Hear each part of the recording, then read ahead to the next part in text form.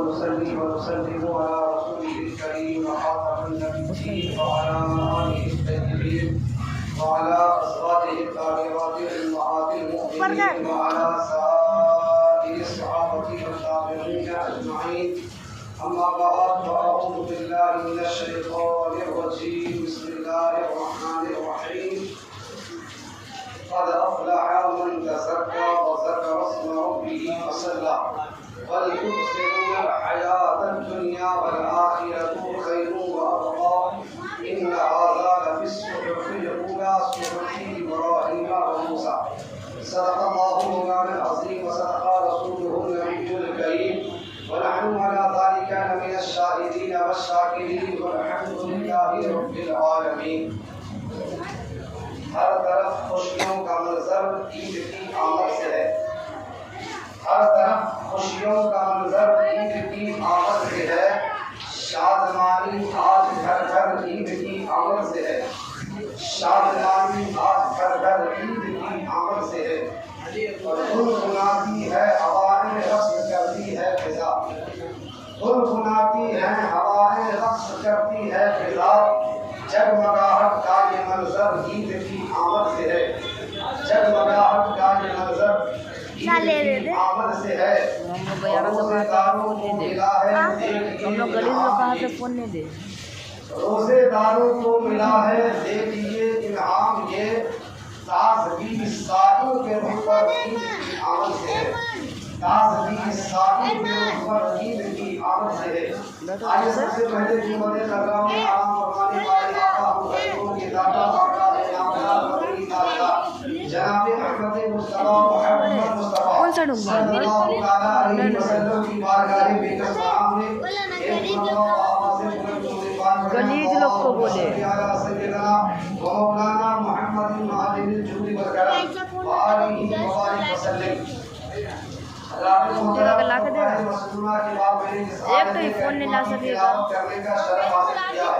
اللہ تبارک و تعالی لوکل فون آئے بات ہے جو بھی ہے فون وذکر اسم ربہ فصلی بل تؤثرون الحیاۃ الدنیا والآخرۃ خیر وأبقى إن هذا لفی الصحف الأولى صحف إبراہیم وموسیٰ. بے شک اس نے فلاح پائی جس نے اپنے آپ کو پاک کیا اور اپنے رب کے نام کا ذکر کرتا رہا اور نماز پڑھتا رہا.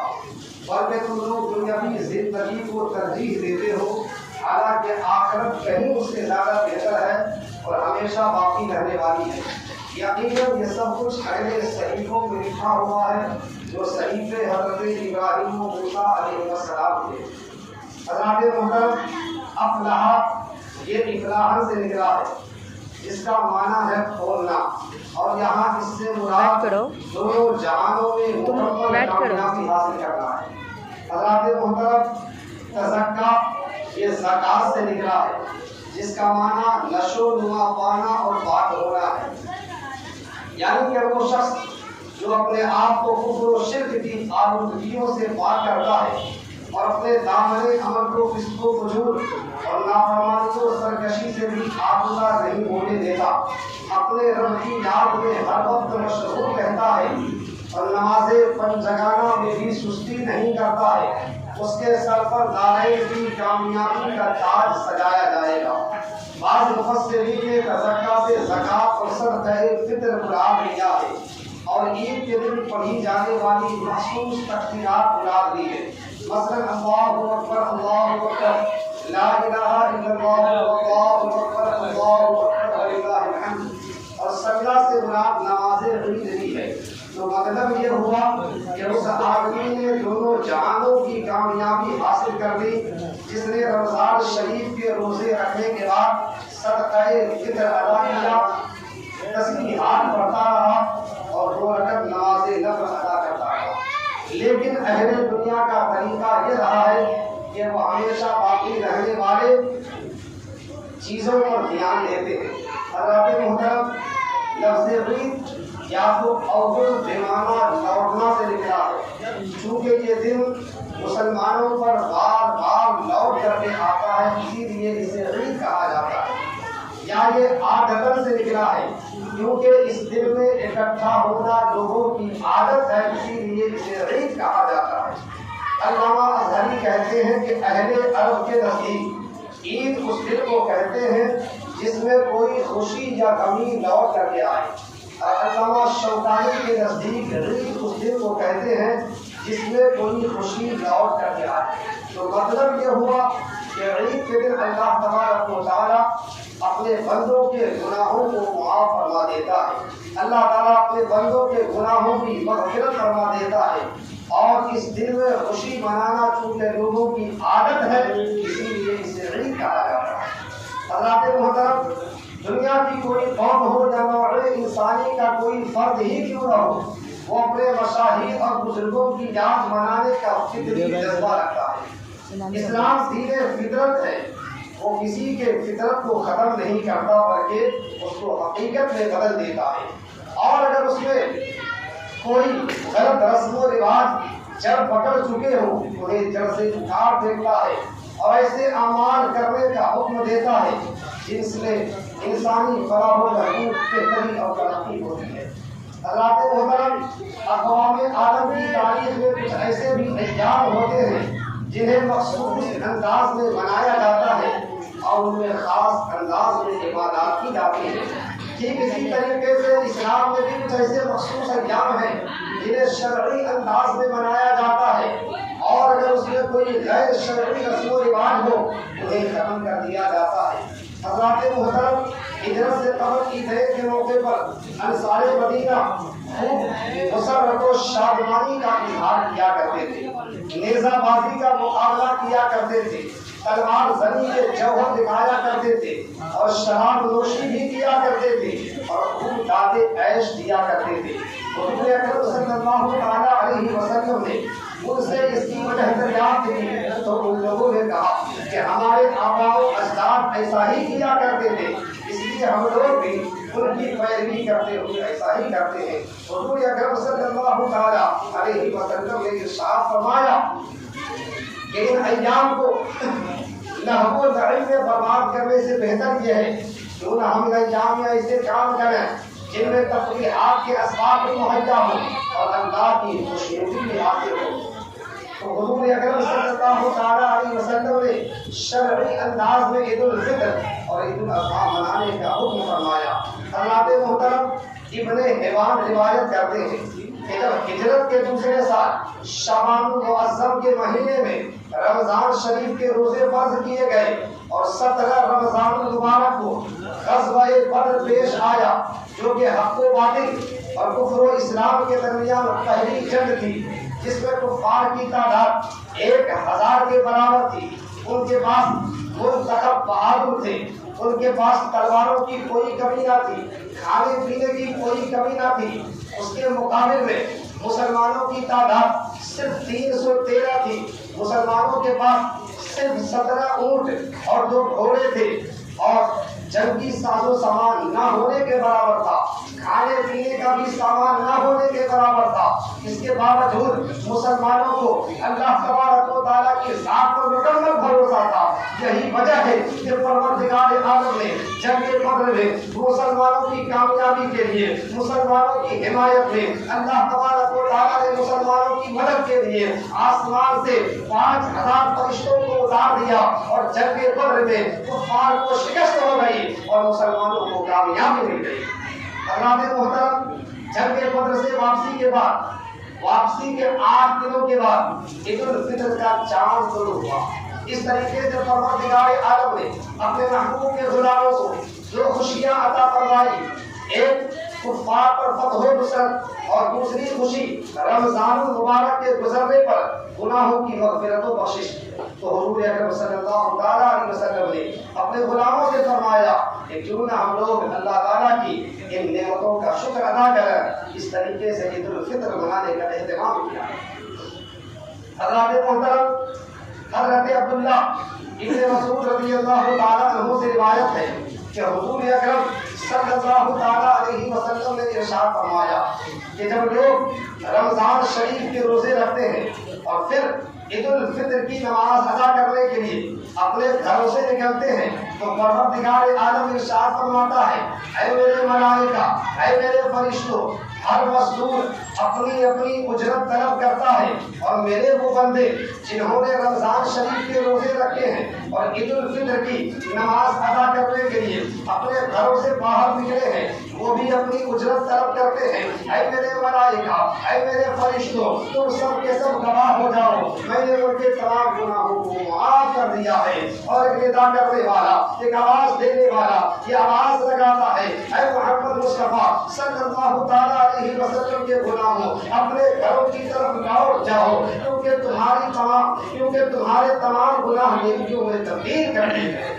حضرات محترم، حضرت وہب بن منبہ سے روایت ہے کہ حضور اکرم صلی اللہ تعالیٰ علیہ وسلم نے ارشاد فرمایا کہ عید الفطر کے دن شیطان کا دشمن زور زور سے چیختا ہے، چلاتا ہے، اس کے سارے شیاطین چیلے اس کے پاس جمع ہو جاتے ہیں اور کہنے لگتے ہیں اے ہمارے سردار، تمہیں کس نے تکلیف پہنچائی ہے ہم اس کی ہڈیاں توڑ دیتے ہیں، جس نے تمہیں ناراض کیا ہے ہم اس کا کچومر نکال دیتے ہیں۔ شیطان کہتا ہے ایسی کوئی بات نہیں ہے، مجھے ایسی کوئی تکلیف پہنچا بھی نہیں سکتا ہے، لیکن بات دراصل یہ ہے کہ آج عید کا دن ہے اور اللہ تبارک و تعالیٰ نے اپنے محبوب کے ساتھ یہ وعدہ فرما رکھا ہے کہ آج کے دن جو بھی جمع ہو کر کے نماز عید الفطر ادا کرے گا اللہ تبارک و تعالیٰ ان کے گناہوں کو معاف فرما دے گا۔ اس لیے تم لوگ سب کے سب عید الفطر کے عیدگاہ جانے والے راستے میں بیٹھ جاؤ اور لوگوں کو لہو و لعب میں لگا دو، نفسانی خواہشات کو پوری کرنے پر لگا دو تاکہ پروردگار عالم ان سے ناراض ہو جائے اور ان کے گناہ نہ بخشے جائیں۔ لہذا عقل مند آدمی وہی ہوگا جو آج کے دن اپنے آپ کو گناہوں سے روکے گا، اور آج ہی نہیں بلکہ ہمیشہ روکنا ہے، لیکن آج خاص ہے کہ آج کے دن اپنے آپ کو گناہوں سے روکے گا، نفسانی خواہشات سے اپنے آپ کو روکے گا تاکہ ان کی مغفرت ہو جائے، اللہ تبارک و تعالیٰ ان کے گناہوں کو معاف فرمائے۔ لیکن آج کل دیکھا یہ جاتا ہے کہ غیروں کی طریقے سے مسلمان بھی نماز عید الفطر ادا کرنے کے بعد باکس لاتے ہیں اور گانا بجاتے ہیں، مرد بھی جھومتا ہے عورتیں بھی جھومتی ہے، ناچ گانے کا اہتمام ہوتا افسوس کا مقام ہے کہ آج کے دن شیطان جو ہے اس کو رہائی مل جاتی ہے جہنم سے، زنجیروں سے آزاد کر دیا جاتا ہے، اور مسلمانوں کو چاہیے کہ اللہ کا شکر ادا کرے، تو شکر ادا کرنے کی بجائے مسلمان لہو و لعب میں مشغول ہو جاتے ہیں۔ ان چیزوں سے مسلمانوں کو پرہیز کرنا چاہیے۔ حضرات محترم، بیان کیا جاتا ہے کہ ایک آدمی جس کا نام صالح بن عبداللہ تھا، وہ عید الفطر کے دن عیدگاہ کی طرف جاتا، نماز عید ادا کرتا، نماز عید ادا کرنے کے بعد اپنے گھر واپس لوٹ کر کے آ جاتا، اپنے اہل و عیال کو، اپنے گھر والوں کو اکٹھا کر لیتا، اکٹھا کرنے کے بعد اپنی گردن میں لوہے کی ایک زنجیر ڈال لیتا اور زمین سے مٹی اٹھا کر کے اپنے سر اور اپنے جسم پر ڈال لیتا،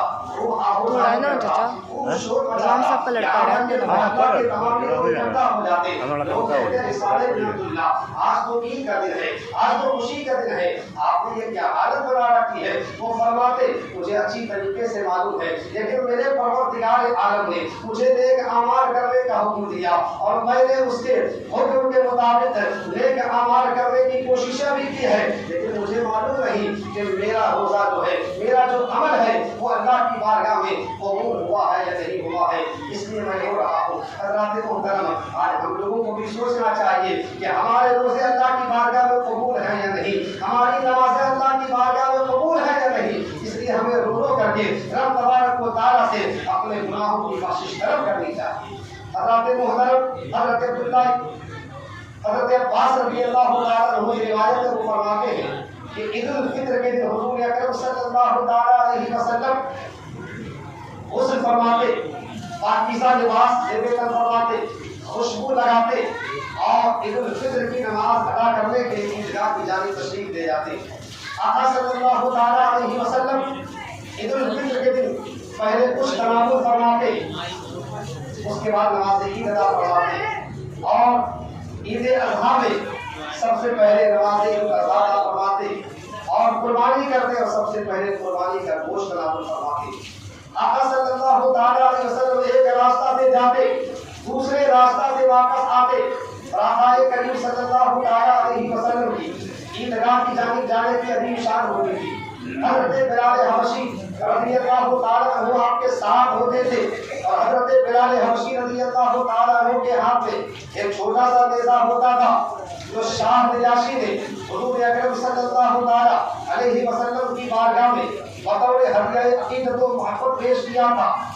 शाह नजाशी ने 3 छोटे छोटे नेज़े हज़रत ज़ुबैर रज़ियल्लाहु ताला अन्हु के हाथ से हुज़ूर अकरम सल्लल्लाहु ताला अलैहि वसल्लम की बारगाह में भिजवाया था और हुज़ूर अकरम सल्लल्लाहु ताला अलैहि वसल्लम ने वो तीनों नेज़े हज़रत बिलाल हबशी, हज़रत अली रज़ियल्लाहु ताला अन्हु और हज़रत उमर फारूक आज़म रज़ियल्लाहु ताला अन्हु को अता कर दिया था। तो हज़रत बिलाल हबशी रज़ियल्लाहु ताला अन्हु वो नेज़ा लेकर के आगे आगे चलते। जब लोग हज़रत बिलाल को इस तरीके से जाते हुए देखते तो लोग भी शामिल हो जाते, यहाँ तक कि लोगों का हुजूम जुलूस की शक्ल इख्तियार कर लेता और सब के सब ईदगाह पहुंच जाते। जब सब लोग ईदगाह पहुंच जाते तो हज़रत बिलाल हबशी रज़ियल्लाहु ताला अन्हु नेज़ा को उस जगह पर गाड़ देते जहाँ पर आक़ाए करीम सल्लल्लाहु ताला अलैहि वसल्लम को खड़े होकर के खुतबा देना होता था। फिर आक़ाए करीम सल्लल्लाहु ताला अलैहि वसल्लम वहाँ पर खड़े हो जाते और लोगों को सफर दुरुस्त करने का हुक्म फरमाते। फिर आक़ाए करीम सल्लल्लाहु ताला अलैहि वसल्लम मामूल से ज़ायद तकबीरात के साथ 2 रकात नमाज़ ईद अदा फरमाते। इसके बाद आका खुतबा इरशाद फरमाते, इसमें वाज़ो नसीहत फरमाते, लोगों को सदका देने की तरगीब देते। हज़रत मुहतरम हज़रत जाबिर बिन अब्दुल्लाह रज़ियल्लाहु ताला अन्हु से रिवायत है कि हुज़ूर अकरम सल्लल्लाहु ताला अलैहि वसल्लम वो फरमाते हैं दफा मैं ईद के मौके पर आक़ाए करीम सल्लल्लाहु ताला अलैहि वसल्लम के साथ था। आक़ाए करीम सल्लल्लाहु ताला अलैहि वसल्लम ने अज़ान और इक़ामत के बगैर 2 रकात नमाज़ ईद उल फित्र अदा फरमाई। इसके बाद आक़ाए करीम सल्लल्लाहु ताला अलैहि वसल्लम ने खुतबा इरशाद फरमाया जिसमें लोगों को वाज़ो नसीहत फरमाई, अल्लाह तबारक व तआला से डरने का हुक्म फरमाया और लोगों को सदका देने की तरगीब दिलाई। फिर इसके बाद आक़ाए करीम सल्लल्लाहु ताला अलैहि वसल्लम वहाँ से उठे और औरतों के पास तशरीफ ले गए। अल्लाह के रसूल सल्लल्लाहु ताला अलैहि वसल्लम ने औरतों को भी वाज़ो नसीहत फरमाई, उन्हें भी अल्लाह तबारक व तआला से डरने का हुक्म फरमाया और औरतों को भी सदका देने की तरगीब दिलाई। आका ने फरमाया, ऐ औरतों तुम लोग बकसरत सदका दिया करो क्योंकि तुम में से अक्सर जहन्नम का ईंधन है।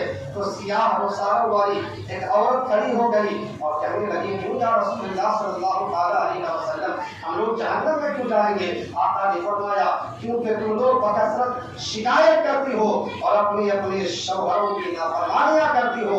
आप लोगों ने देखा होगा हर घर का माहौल यही है, औरतों का मिजाज ही यही है कि मर्द चाहे जितना भी जो कुछ भी कर दे, औरत एक जुमले में सारे इंसान को गिरा देती है, सिर्फ ये कह देती है तुमने किया क्या नहीं।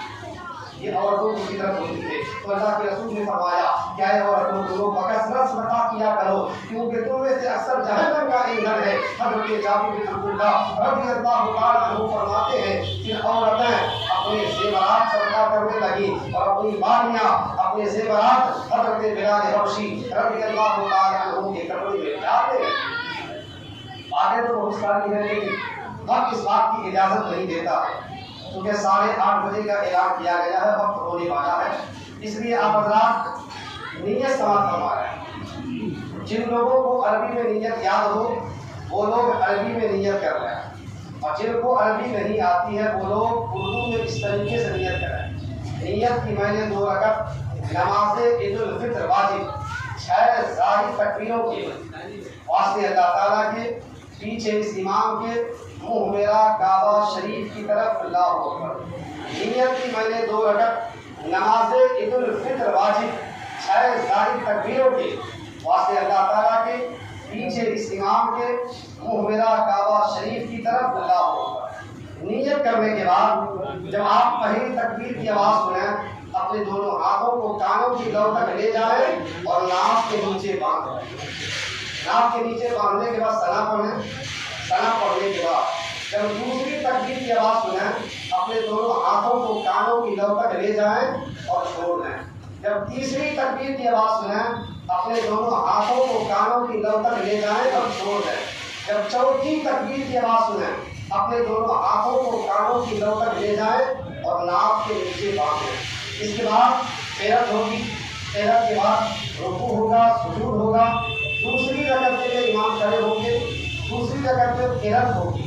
قرأت کے بعد جب پہلی تکبیر کی آواز سنیں دونوں ہاتھوں کو کانوں کی لو تک لے جائیں اور چھوڑ دیں۔ جب دوسری تکبیر کی آواز سنیں دونوں ہاتھوں کو کانوں کی لو تک لے جائیں اور چھوڑ دیں۔ جب تیسری تکبیر کی آواز سنیں دونوں ہاتھوں کو کانوں کی لو تک لے جائیں اور چھوڑ دیں۔ اور جب چوتھی تکبیر کی آواز سنیں بغیر ہاتھ اٹھائے ہوئے سیدھا رکوع میں چلے جائیں، رکوع ہوگا، سجود ہوگا، نماز اپنے طریقے سے ادا کی جائے گی۔ نماز ادا کرنے کے بعد پہلے خطبہ ہوگا، خطبہ کے بعد دعا ہوگی، دعا کے بعد حضرات آپس میں مصافحہ کریں گے، معانقہ کریں گے، اپنے اپنے گھروں کی جانب روانہ ہوں گے حضرات محترم۔ اور نماز جیسے ہی ختم ہوگی، نماز ختم ہونے کے بعد خطبہ سے پہلے امام و مؤذن کے لیے نذرانہ جو ہے وہ وصول کریں گے۔ دوست حضرات سب سے پہلے جو لوگ جائیں گے وہ امام کے نذرانہ کے لیے جائیں گے، ان کے پیچھے پیچھے جو لوگ جائیں گے وہ مؤذن صاحب کے نذرانہ کے لیے جائیں گے۔ آپ تمامی حضرات سے میری گزارش ہے کہ آپ لوگوں سے جتنا زیادہ ہو سکے آپ سخاوت کا اظہار کریں۔ ہر دن تو لوگ 10 روپیہ 20 روپیہ دیتے ہی ہیں، جن کو اللہ نے جتنا عطا کیا ہے، جن کی مرضی ہے وہ دے سکتے ہیں۔ جتنا زیادہ ہو سکے آپ امام مؤذن کی خدمت کریں۔ اللہ تبارک و تعالیٰ آپ لوگوں کو اس کا خیر عطا فرمائے گا۔ ہم تمامی حضرات کھڑے ہو جائیں اور کھڑے ہو کر کے سبوں کو درست فرمائیں۔